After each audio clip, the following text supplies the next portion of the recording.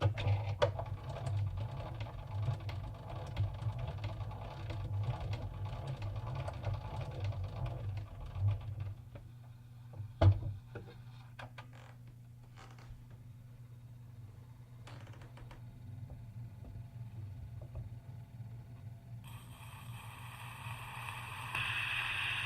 countrymen, there grows on me the realization of the unusual character of this occasion. Our republic has been at war before. It has asked and received the supreme sacrifices of its sons and daughters, and faith in America has been justified. Many sons and daughters made the sublime offering and went to hallowed graves as the nation's defenders. But we never before sent so many to battle under the flag in a foreign land. Never before was there the impressive spectacle of thousands of dead returning to find eternal resting place in the beloved homeland. The incident is without parallel in the history that I know. These dead know nothing of our ceremonies today. They sense nothing of the sentiment or the tenderness which brings their wasted bodies to the homeland for burial, close to kin and friends and cherished associations. These poor bodies are but the clay tenements once possessed of souls which flamed in patriotic devotion, lighted new hopes on the battlegrounds of civilization, and in their sacrifices fed on to accuse autocracy before the court of eternal justice. We are not met for them, though we love and honor and speak a grateful tribute. It would be futile to speak to those who do not hear, or to sorrow for those who cannot sense it, or to exalt those who cannot know. But we can speak for country. We can reach those who sorrowed and sacrificed through their service, who suffered through their going, who glory with the Republic through their heroic achievements, who rejoice in the civilization their heroism preserves. Every funeral, every memorial, every tribute is for the living, an offering in compensation of sorrow. When the light of life goes out, there's a new radiance in eternity, and somehow the glow of it relieves the darkness which is left behind. Never a death, but somewhere a new life. Never a sacrifice, but somewhere an atonement. Never a service, but somewhere and somehow an achievement. These have served, which is the supreme inspiration in living. They have earned everlasting gratitude, which is the supreme solace in dying.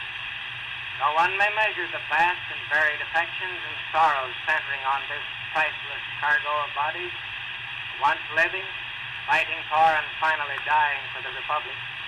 One's words fail, his understanding is halted, his emotions are stirred beyond control when contemplating these thousands of beloved dead.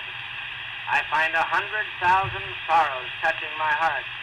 There's ringing in my ears like an admonition eternal, an insistent call. It must not be again. It must not be again. God grant that it will not be, and let a practical people join in cooperation with God to the end that it shall not be. I would not wish a nation for which men are not willing to fight and if need be to die, but I do wish for a nation where it's not necessary to ask that sacrifice. I do not pretend that millennial days have come, but I can believe in the possibility of a nation being so righteous as never to make a war of conquest, and a nation so powerful in righteousness that none will dare invoke her wrath. I wish for us such an America. These heroes were sacrificed in the supreme conflict of all human history. They saw democracy challenged and defended it. They saw civilization threatened and rescued it. They saw America affronted and resented it. They saw our nation's rights imperiled and stamped those rights with a new sanctity and renewed security. We shall not forget, no matter whether they lie amid the sweetness and the bloom of the homeland or sleep in the soil they crimson. Our mindfulness, our gratitude, our reverence shall be in the preserved republic, the maintained liberties and the supreme justice for which they died.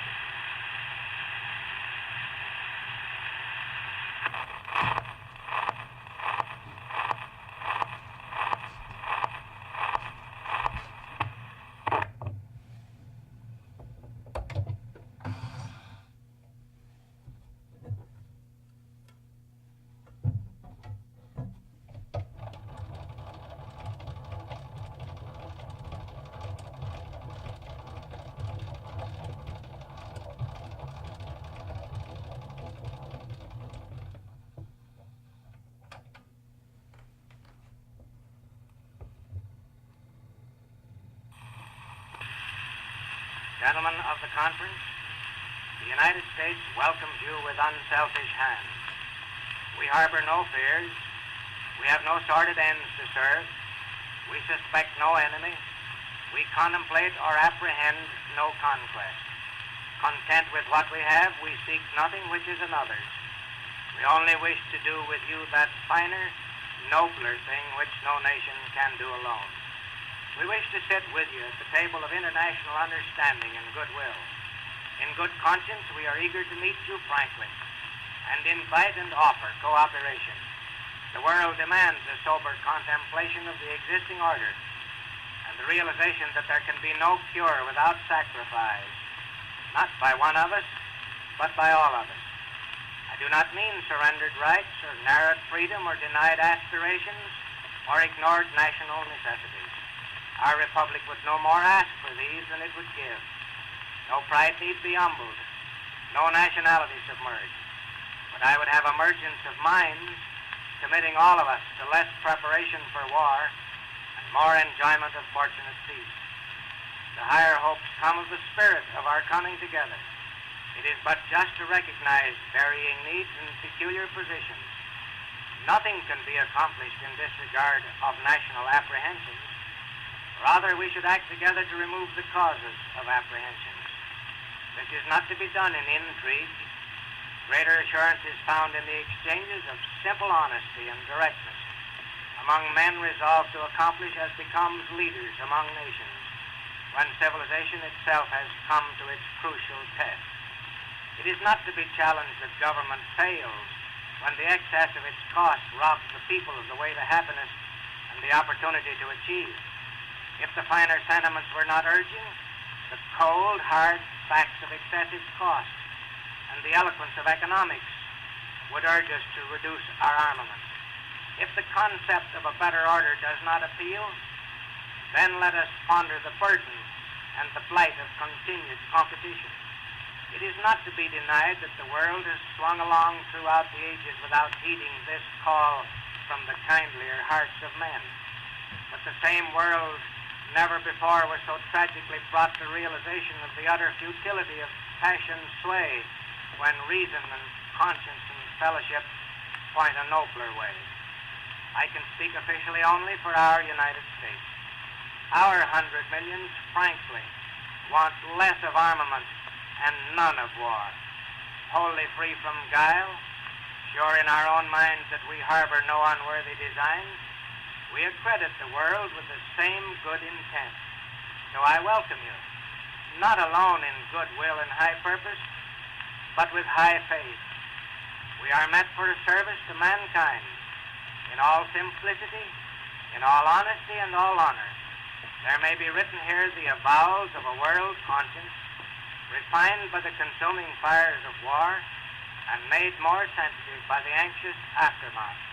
I hope for that understanding which will emphasize the guarantees of peace and for commitments to less burdens and a better order which will tranquilize the world.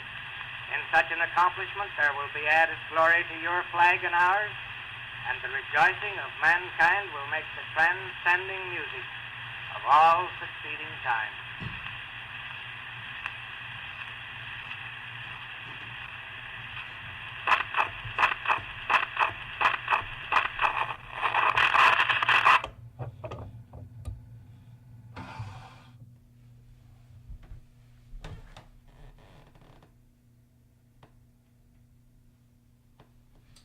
10 minutes that one was.